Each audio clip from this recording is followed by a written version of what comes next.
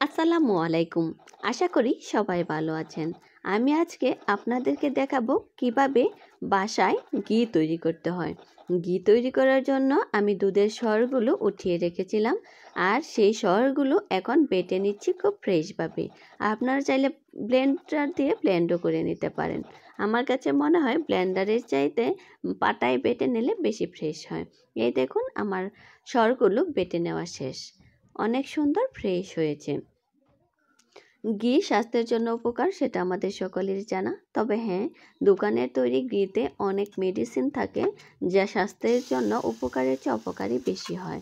তাই সবাই চেষ্টা করবেন বাসায় ফ্রেশ ঘি তৈরি করে তারপর খাবারের জন্য প্রস্তুত করতে। এতে স্বাস্থ্যের পক্ষেও ভালো হবে, পুষ্টিগুণও ঠিক থাকবে। আর ঘি তৈরি করার সময় লক্ষ্য রাখবেন চুলায় জাল দেওয়ার পর জালটা যাতে ঠিক মতনে ওঠে 2 থেকে 3 মিনিট। আর ঘি অনবরত নাড়তে থাকবেন যাতে চতুর্দিক দিয়ে লেগে না যায়, কারণ এতে করে যদি পুড়ে যায় তাহলে ঘিটা সঠিকভাবে উঠবে না। তাই সবসময় জালটা তারপরের 3 থেকে 4 মিনিট জালটা মিডিয়াম আঁচে রাখার চেষ্টা করবেন আর অনবরত নাড়তে থাকবেন। দেখেন কত সুন্দর ঘি উঠতেছে। আর এখানে যে কি পরিমাণ ঘ্রাণ হচ্ছিল সেটা আপনাকে বোঝাতে পারবো না। অবশ্যই আপনি যখন তৈরি করবেন তখন এটা দেখে নেবেন। এই দেখেন, আমার এইটুকু সামান্য পরিমাণ ঘি হয়েছে।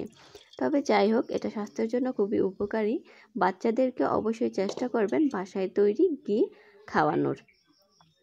আর এই ঘি গরম ভাতের সাথে যে কতটা মজাদার সেটা তো জানেনই। তাছাড়া রোস্ট রান্না আর রুটির সাথেও অনেক ভালো লাগে, মজা লাগে।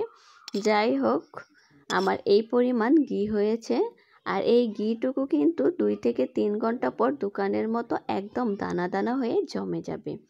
এই দেখুন কত সুন্দর দানা দানা হয়ে জমে গেছে। আর আপনারা চাইলে এভাবে বাসায় এই প্রসেসে ঘি তৈরি করতে পারেন। সকলকে ধন্যবাদ।